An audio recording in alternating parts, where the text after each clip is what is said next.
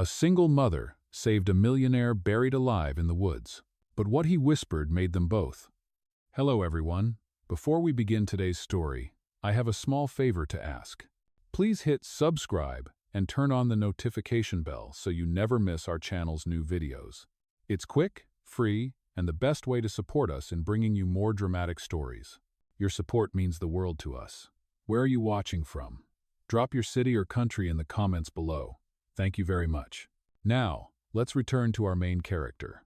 The wind cut through the dense pine forest like icy needles. The sky, an overcast gray, blotting out the late afternoon Sunday. Sarah Mitchell, a single mother with tired eyes and calloused hands, was walking the trail with her 6-year-old son when a muffled, desperate scream tore through the silence. She froze mid-step, heart pounding, her eyes scanning the underbrush. There it was, a hand, barely visible, thrust out of the dirt, soil clinging to the fingers.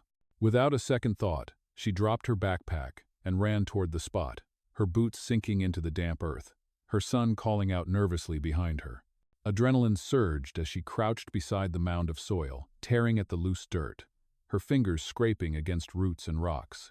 Each handful of soil she threw aside revealed more of the struggling man, his eyes wide with panic and lips trembling. He was older, well-groomed even in this chaos, wearing a leather jacket that was now streaked with mud.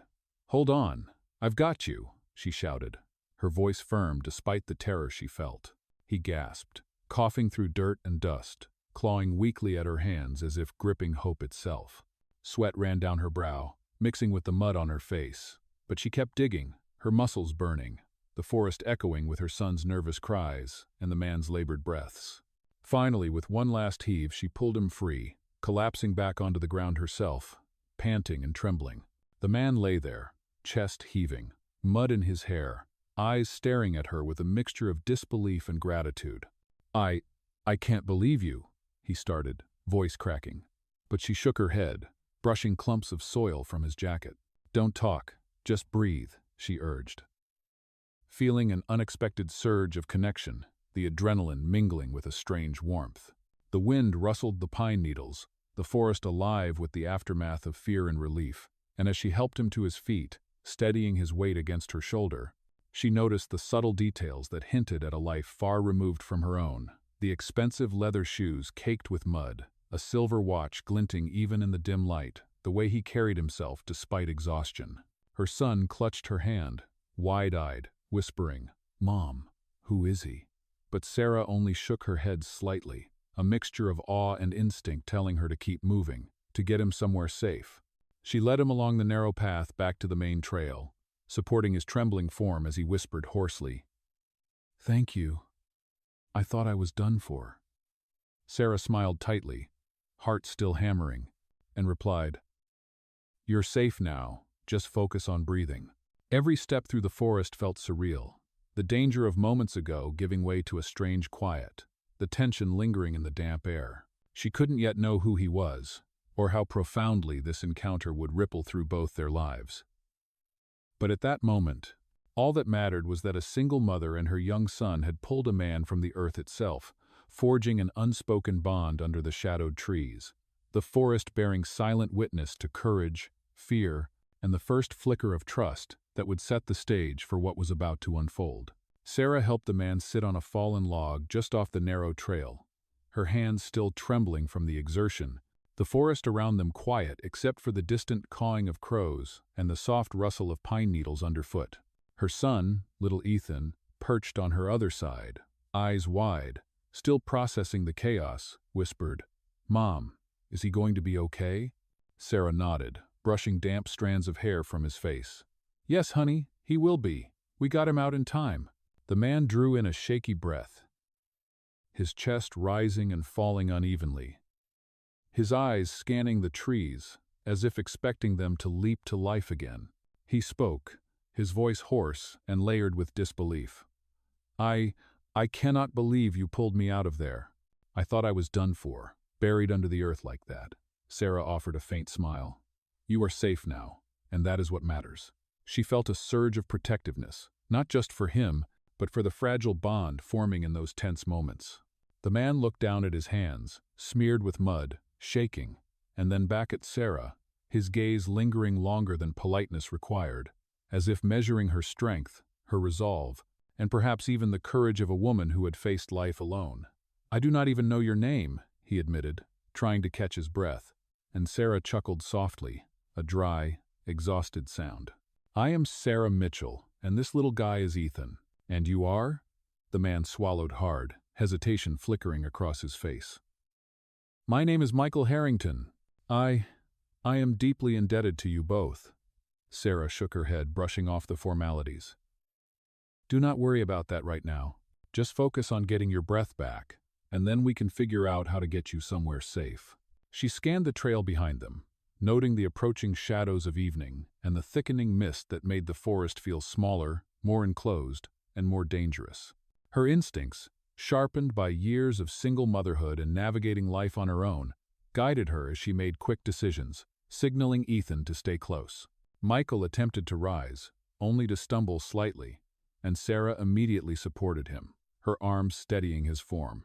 "You are stronger than you realize," she said, though she could feel the tremor in his limbs. "We just need to get you to a place where you can rest and warm up." The urgency in her tone, the careful way she scanned the underbrush for roots and uneven ground, conveyed both authority and care, and Michael, despite his dazed state, instinctively followed her lead. As they navigated the last few hundred feet toward the main forest road, Sarah could see the faint glimmer of headlights in the distance, an approaching vehicle perhaps passing by, though she had no time to rely on strangers. She kept her pace steady, matching Michael's slower steps with hers, while Ethan walked closely beside her, occasionally looking up at his mother for reassurance. They emerged from the shadowed trees into the dimming light of early evening, and Sarah motioned toward a small clearing where they could take a moment to breathe. Michael sank down onto a large rock, his back to a tree, and let out a long, shuddering exhale. "I cannot thank you enough," he whispered, his voice almost breaking. "You and your son saved my life today. I do not know how to repay you." Sarah crouched beside him, placing a reassuring hand on his shoulder. "You do not owe us anything. Today it was about saving a life, not keeping score. That is all that matters." She felt the mud on her fingers, the ache in her arms from digging, and yet a strange warmth filled her chest. Here in the middle of the forest, between fear and relief, a connection had formed that neither of them could yet understand. Michael's eyes wandered to Ethan, who offered him a small, tentative smile, and for a moment, the harsh realities of their different lives, the forest, the dirt, the danger faded into the background. They sat in silence, breathing in the crisp, pine-scented air, each processing what had just happened, the gravity of life narrowly avoided, and the fragile threads of trust and gratitude weaving between them. Sarah felt a mixture of exhaustion and resolve. She knew that the next steps would matter just as much as the rescue itself. She looked at Michael, her eyes meeting his with quiet determination. "We need to get you out of here, somewhere warm, somewhere you can recover. Can you manage that?" Michael nodded, still catching his breath, a faint smile breaking through his mud-streaked face. "Yes, I can." "Thanks to you both." And as the mist thickened around them and the forest began to settle into evening, Sarah realized that this moment was not only about saving a life, but about the beginning of a story neither she nor Michael could have anticipated, one that would change both of their worlds forever. Sarah led Michael along the edge of the forest toward the small country road, her son Ethan holding tightly to her hand, his small steps quickened by both curiosity and lingering fear. The air was thick with the scent of pine and damp earth, and every sound, the distant call of a crow, the rustle of leaves underfoot, the soft murmur of a nearby creek felt amplified in the stillness of the evening. Michael's breathing had slowed, but his body remained tense, his eyes scanning the shadows as if expecting the earth to swallow him again, and Sarah felt a surge of protective instinct, keeping him close while navigating the uneven terrain. Finally, they reached a clearing where the forest thinned and the orange glow of streetlights from a nearby road cut through the dusk, illuminating the muddy trail ahead, and she guided him to a small bench near the roadside, brushing mud from his jacket and checking him for injuries, noting the scrapes along his hands and forearms, the bruising that would need attention, and his trembling fingers as he struggled to steady himself. Ethan perched on the edge of the bench, glancing between his mother and the stranger, asking in a small voice, "Mom, will he be okay?" Sarah nodded, smiling reassuringly despite her own exhaustion. "He will be fine, Ethan. We are going to take care of him now." And Michael looked at them both, gratitude and disbelief flickering across his face. "I do not know how to thank you. You saved my life today," he murmured, his voice hoarse but steadying, and Sarah replied, "You do not have to thank me. You are alive. That is enough. And now we need to get you somewhere warm and safe." She scanned the road, noticing a pickup truck parked a little distance away, lights off, and she motioned for them to walk slowly toward it, Michael leaning slightly on her for support, each step careful on the uneven grass and gravel. As they approached the truck, a man in a flannel jacket and baseball cap emerged, flashlight in hand, eyes wide with concern, and Sarah explained quickly, "This man was buried in the woods. He needs help, please. Can you give him a ride?"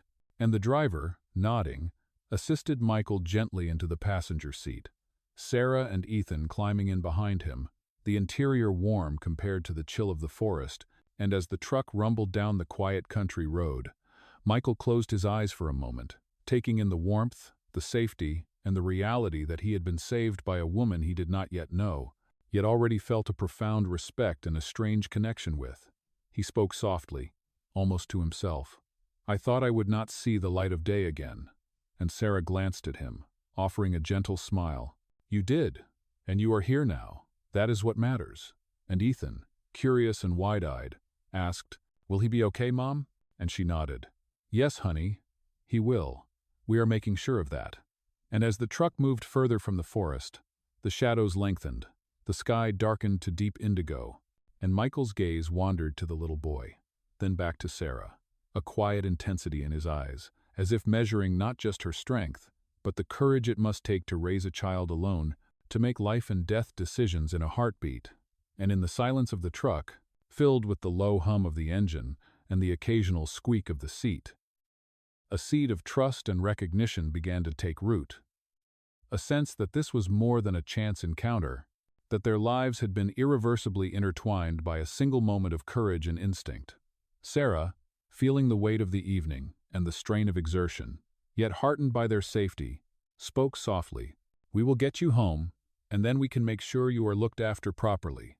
And Michael nodded, a faint smile tugging at the corners of his lips, still streaked with mud and grime, yet unmistakably human, unmistakably grateful. And as the truck continued down the road, the forest behind them fading into darkness, Sarah felt a mixture of relief, exhaustion, and a quiet anticipation, knowing that the real story, the understanding of who Michael truly was, and the possibilities that lay ahead was only just beginning, and that the bond forged in the woods that evening would guide the next steps of both their lives in ways neither of them could yet fully comprehend. The truck pulled into the small town, headlights cutting through the evening mist, as Sarah guided Michael carefully down the gravel driveway toward her modest home, the little cabin with weathered siding and a warm glow emanating from the windows. Ethan ran ahead, eager to show his father's temporary refuge, and Sarah followed, supporting Michael's weight as he wobbled slightly on the uneven ground, mud still clinging to his boots and jacket, his breathing steady but slow, a mixture of exhaustion and disbelief etched across his face. Once inside, Sarah quickly set about preparing a hot towel and some blankets, while Michael sank onto the worn couch, letting the heat from the small wood stove seep into his chilled bones, his fingers tracing the edges of his mud-stained jacket as if grounding himself in reality. Ethan perched beside him, eyes wide with curiosity and a cautious excitement, asking questions in a rapid stream. "Are you really okay? Did it hurt? Were you scared?" And Michael gave a faint, almost incredulous smile, nodding, "Yes, I am okay now, thanks to both of you." And Sarah, handing him a warm towel, said softly, "Here, you need to clean up, and then we will make sure you are safe for the night." Her tone steady, gentle, authoritative, a reflection of years of navigating life on her own, making decisions quickly, and keeping her son safe. Michael allowed her to help him remove his jacket and brush off the worst of the dirt, the smell of pine and earth still clinging to him. And as Sarah worked, she noticed the subtle signs that hinted at a life far removed from her own fine fabric under the dirt, the precise stitching of his shirt, the strength and steadiness in his posture despite shock and fear, and yet he seemed approachable, human, vulnerable. Someone who had survived a terrifying ordeal, but still had a quiet dignity that spoke of experience and resilience. As he wiped his face and ran a hand through mud-caked hair, Michael looked around the small living space, the modest furniture, the scattered toys, the simple comforts that Sarah had arranged for Ethan, and there was a moment of realization, a flicker of appreciation, and a curiosity about the life of a woman who could act so decisively, who could balance fear and compassion, and who had saved him without hesitation. Sarah moved to the kitchen to prepare a small meal, heating water for tea and finding a few sandwiches she had packed for herself and Ethan, offering one to Michael. "Eat something, you need energy," and he accepted, the motion slow and deliberate, as if grounding himself in the present, the ordinary comfort of food after an extraordinary ordeal, his gaze occasionally flicking to Sarah and Ethan, a mix of gratitude, curiosity, and awe reflecting in his eyes. Ethan, sensing the tension lifting slightly, chatted about his day and the small adventures in the backyard, trying to normalize the situation, and Michael listened, a soft laugh escaping him. The first sound of levity since the rescue, the warmth of the cabin and the presence of the two people, who had risked nothing less than their own safety to save him, beginning to dissolve the lingering fear. As the night deepened, Sarah placed blankets around Michael, ensured he was comfortable, and sat beside him for a moment, her hand resting lightly on his arm, speaking gently. "You are safe now, and we will make sure you stay that way." And Michael, his voice quiet but steady, replied, "I do not know how I will ever repay you, but I will not forget this." And Sarah shook her head, a faint smile on her lips.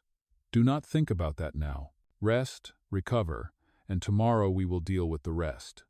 And as she checked on Ethan, tucking him into bed and ensuring the small space was secure, Michael's eyes followed her, the realization settling that he had encountered courage and compassion that were rare, and that the simple act of survival had transformed into a profound connection, laying the foundation for trust, curiosity, and perhaps, in time, something deeper, a bond forged in danger, tempered in warmth, and carrying the quiet promise of what the next day might bring. The next morning, sunlight filtered softly through the small cabin windows, casting warm streaks across the modest living room, where Michael sat wrapped in a thick blanket, still processing the surreal events of the night, the faint smell of pine and earth lingering in the air. Sarah moved around the kitchen, preparing a simple breakfast of eggs, toast, and warm coffee, glancing occasionally at Michael to gauge his condition, and Ethan sat at the small table, fidgeting with his cereal, stealing curious glances at the man who had been buried alive just hours earlier and now sat before them, alive and uncertain, a quiet tension lingering in the room, a mix of relief, gratitude, and an unspoken understanding forming between them. Michael's eyes tracked every movement of Sarah, noting the calm precision with which she handled tasks, the effortless way she balanced her son's questions and needs while attending to him, and a sense of admiration and humility washed over him, the reality of his vulnerability settling in, a stark contrast to the life of control and authority he was used to. And yet in this small, unassuming cabin, surrounded by ordinary warmth, he felt a profound connection to courage and selflessness that transcended his usual world of wealth and influence. As Sarah set plates of food on the table, Michael reached out, still cautious, and touched the edge of the plate, the normalcy of the moment grounding him. And Ethan spoke brightly, "Do you want to see my drawings from school?" And Michael nodded, smiling faintly, the first genuine warmth in his eyes. And Sarah watched as he interacted with her son, the walls of formality and distance starting to crumble, revealing the human beneath the layers of polish, fear, and survival. After breakfast, Sarah suggested a short walk to help Michael regain strength and stretch his legs, and together they stepped outside into the crisp morning air, the forest behind them still a shadowed reminder of the previous day's terror, the trail now bathed in soft golden light, birds chirping, and the scent of dew mingling with the lingering pine, and Michael moved cautiously, leaning lightly on Sarah's supportive hand, each step measured yet gaining confidence, the physical act of walking symbolizing a transition from fear to recovery, from vulnerability to trust. As they reached a small clearing near the edge of the forest, Michael paused, taking in the surroundings, the ordinary beauty of nature juxtaposed with the extraordinary circumstances that had brought them together. And he turned to Sarah, his voice low but sincere. "I do not know what I would have done without you. You and your son saved my life, and I feel as though I owe you everything." And Sarah shook her head gently, brushing a strand of hair from his face. "You owe us nothing. What mattered was that you were alive, and now we will help you get back on your feet." And Michael's gaze softened, lingering on both her and Ethan, a mix of awe, respect, and an unspoken curiosity that hinted at the beginning of trust and the first stirrings of a deeper connection. As they walked back toward the cabin, the conversation gradually shifted to lighter topics, Ethan telling stories from school, Sarah laughing softly at his antics, and Michael listening attentively, the tension easing from his posture, his shoulders relaxing, the experience of fear and survival transforming into shared humanity, and the bond that had begun in the shadows of the forest was now nurtured in the warmth of a safe space, ordinary yet profound, the subtle gestures, quiet words, and the simple act of caring for one another, laying the groundwork for a relationship built on respect, gratitude, and mutual understanding. Returning to the cabin, Michael allowed Sarah to help him wash and change into clean clothes, her calm and precise movements instilling a sense of security and dignity. And as he looked in the mirror, seeing the reflection of someone both vulnerable and capable, he felt a quiet determination to honor the second chance he had been given, and a nascent thought began to form, that this encounter was more than mere chance, that the courage, kindness, and warmth of this single mother and her son had sparked a connection that would shape the days to come, and perhaps, in time, transform both their lives in ways neither of them could yet fully imagine. By mid-morning, Michael had regained enough composure to sit upright in the small living room, the sunlight streaming through the windows, warming the space and softening the shadows of the previous night's terror, while Sarah moved gracefully around the cabin, tending to small chores and ensuring that both he and Ethan felt comfortable and at ease. She poured coffee into a chipped mug for herself and offered a glass of water to Michael, who accepted with a quiet nod, his eyes scanning the modest interior, noting the warmth of the wood stove, the scattered books and drawings on the table, and the sense of life and care that Sarah had built despite limited means, and he felt a mixture of humility and gratitude, a deep awareness of the courage it had taken for her to act without hesitation in the forest, saving him from what could have been certain death.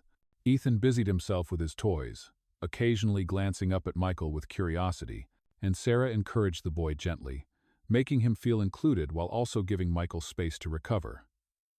And as they sat in the room together, the quiet was filled with the soft sounds of morning life, the ticking of a small wall clock, the distant hum of a neighbor's tractor, the occasional bird calling from the trees outside, and Michael found himself relaxing in a way he had not in years, the fear and adrenaline of being buried alive replaced by a cautious trust in the woman who had saved him. After a short while, Sarah suggested that Michael take a walk with Ethan in the yard to regain strength and feel the fresh air, and he hesitated for only a moment before accepting, leaning lightly on Sarah's supportive arm as they stepped outside, the grass damp with morning dew, the air crisp and fragrant with pine and wildflowers. And as they moved together, Sarah talked softly about the surrounding forest, the small town, and the simple joys of her life, while Michael listened attentively, occasionally smiling or laughing quietly, the sound foreign to him after the tension and fear of the prior day, and each moment of conversation and shared movement built a subtle bond, a sense of trust and familiarity forming in the spaces between words. As they returned to the cabin, Michael noticed small details that had gone unnoticed before: the worn handles of the kitchen drawers, the homemade curtains, the careful placement of Ethan's drawings on the wall, and he realized that, despite the modesty of the surroundings, there was a richness of heart, resourcefulness, and devotion that surpassed any wealth he had ever known. And he found himself studying Sarah, her calm composure, the gentle but firm way she guided her son, the strength underlying her quiet demeanor, and he felt a growing respect and an almost protective instinct, not just for himself but for this family who had so selflessly acted for his survival. As the morning progressed, Michael finally spoke, his voice steady but tinged with emotion. "I cannot express how much I owe you, both of you, for what you did, for saving me." And Sarah shook her head, offering a faint smile. "It is done. You are alive, and now we will make sure you stay that way. That is enough." And Michael nodded slowly, absorbing the weight of her words, feeling the gravity of the life he had been spared, and the rare courage and kindness of the people who had given him that chance. And as the afternoon approached, he and Sarah discussed the next steps, finding medical attention for his bruises and scrapes, contacting someone he trusted without revealing too much about the past night, and planning for the immediate days ahead. With each word, the trust deepened, the bond solidified, and a quiet sense of hope began to emerge. That the terrifying ordeal in the woods had not only preserved his life, but had created a connection, a human bridge that could lead to healing, gratitude, and perhaps a future neither of them could yet fully imagine. And as the sun climbed higher, casting golden light across the cabin and yard, Michael felt the first real sense of possibility in days, the fear of death replaced by the warmth of survival and the quiet beginnings of trust and understanding between a millionaire whose life had hung in the balance and a single mother who had risked everything to save him. As the afternoon wore on, a sudden tension filled the small cabin, Michael shifting uncomfortably on the couch as he tried to process not only the events of being buried alive, but also the reality of the world he had momentarily been pulled from. Sarah noticed the change in his demeanor, the tight line of his jaw, the way his hands fidgeted with the edges of the blanket, and she paused, watching him carefully, understanding that trauma leaves its mark in ways that are not always visible, and that trust and healing take more than a single act of courage. Ethan sat quietly beside her, picking at a drawing, sensing the heaviness in the air but not fully comprehending it, and Sarah spoke gently. "Michael, you do not have to carry everything inside. You can let it out, even just a little." And Michael exhaled, a long, shuddering release of breath, and admitted, "It is not just the being buried. It is realizing how fragile life is, and how quickly it can change, and that I could have died alone, without anyone knowing." His voice low, thick with emotion, and Sarah nodded, her expression softening. "You are not alone now. We are here, and we will help you through it." And the words, simple and unwavering, seemed to anchor him, though the shadows of fear and disbelief lingered. For a while, silence enveloped the room, broken only by the faint ticking of the wall clock and the occasional creak of the wooden floorboards, and Michael's gaze wandered to the window, watching sunlight move across the yard, reflecting on the fragility of life, the unpredictable twists of fate, and the rare moments of kindness that can shape destiny.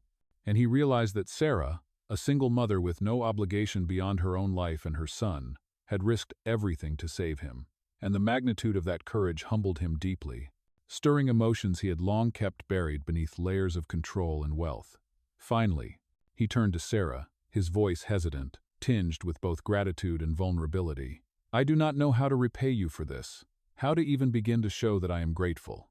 And Sarah shook her head, offering him a faint, reassuring smile. "You do not need to repay us. The life is its own reward. And what matters now is that you begin to heal, that you allow yourself to be supported." And Michael's eyes met hers, a flicker of trust forming amidst the lingering fear, an acknowledgement that he had encountered something rare, a human connection forged in the crucible of life and death, and that the act of saving him had created a bond that transcended social status or circumstance. As he absorbed her words, Michael's thoughts shifted, considering the vulnerability he had shown, the fragility of his own existence, and the extraordinary resilience of Sarah, and a subtle shift occurred within him. The first real movement toward accepting help, toward relinquishing some of the control he had always clung to, and toward allowing gratitude, and perhaps more, to take root. Ethan, sensing the change, reached over to offer Michael a small drawing, his way of sharing and connecting, and Michael accepted it, a genuine smile breaking through the tension, the simple gesture bridging the gap between fear and trust. And for a moment, the cabin was filled with warmth, the ordinary hum of life mingling with extraordinary events, and Michael realized that the terror of being buried alive had not only saved him in a physical sense, but had opened the door to human connection, trust, and a sense of responsibility toward those who had acted selflessly, and that the path forward, though uncertain, would be guided by this fragile but profound bond. As the sun dipped lower, casting long shadows across the wooden floor, Michael leaned back, feeling both the weight of his near-death experience and the beginning of emotional release. Understanding that recovery was more than physical, that it required trust, vulnerability, and the courage to accept kindness, and in that moment, he silently vowed to honor the lives that had intersected with his, to allow himself to feel, to heal, and to recognize that survival carried not only a debt of gratitude, but the potential for connection, respect, and perhaps a relationship forged in the extraordinary circumstances of the forest. And as Sarah moved about the cabin, attending to small tasks, Michael watched her with a quiet awe, the depth of her courage and empathy slowly reshaping his perception of trust, care, and human resilience. As the day progressed, Michael finally began to regain his composure, the initial shock and fear fading into a quiet determination to understand the full scope of what had happened, and he found himself sitting across from Sarah at the small kitchen table, sunlight streaming through the windows and illuminating the simple warmth of the room. He studied her carefully, noting the steady calm in her eyes, the way she moved with confidence and care, balancing both Ethan and himself in the aftermath of the forest ordeal, and he felt an overwhelming sense of respect and gratitude, a recognition that her courage had been unwavering, and that her actions had changed his life in ways he could not yet articulate. Sarah poured him another cup of tea, her hands steady and reassuring, and Michael took it gratefully, the warmth of the cup seeping into his hands, grounding him, and he began to speak, his voice low but resolute. "I have survived something I never thought possible, and it is because of you, because of the bravery of a woman I have just met, that I am here." And Sarah smiled faintly, the kind of smile that conveyed both humility and strength. "You do not need to thank me. You are alive, and that is all that matters." And Michael nodded, the weight of those words settling in, mingling with a quiet awareness that survival had created not just a bond of gratitude, but the beginnings of trust, and perhaps something deeper, a connection forged in extreme circumstances that neither of them had anticipated. Ethan, sensing the shift in mood, brought over a small stack of drawings and placed them gently in front of Michael, his small fingers brushing against the edge of the papers. And Michael looked at them, genuine warmth breaking through his composed exterior, admiring the detail and creativity, and he realized that the simplicity and purity of their lives, of Sarah and her son, had a profound effect on him, that despite the grandeur of his own world, it was human courage and kindness that mattered most. Sarah watched his reactions closely, noting the subtle softening of his posture, the flicker of emotion in his eyes. And she realized that Michael was beginning to process the enormity of his own vulnerability, the near-death experience, and the unexpected care he had received, and she felt a mixture of satisfaction and relief, knowing that he was starting to see them not as strangers but as allies, as people who had risked everything without expectation, and that trust was forming between them. As they sat together, Michael spoke again, this time with a quiet intensity. "I do not know how I can repay you, but I want to make sure that your courage and kindness are honored, that nothing of what you have done is left unacknowledged." And Sarah shook her head, placing a hand lightly on his. "You do not owe us anything. The life you have is its own reward, and the best way you can honor it is by living fully and taking care of yourself." And Michael felt a swell of emotion, a mixture of humility, gratitude, and the first stirrings of admiration for the woman who had saved him, and he understood that their encounter was not merely about survival, but about the deep impact human kindness can have, the way it can alter the course of a life, the way it can open doors to trust, connection, and perhaps, in time, companionship. Later in the afternoon, as Michael recovered further, he and Sarah began to talk about the practicalities of the next steps, ensuring he could access medical care for his injuries, discussing a safe place for him to stay in the coming days. And yet, the conversation inevitably drifted toward lighter topics, the forest, the small town, Ethan's school, and shared laughter emerging naturally, bridging the gap between near tragedy and the ordinary moments of life.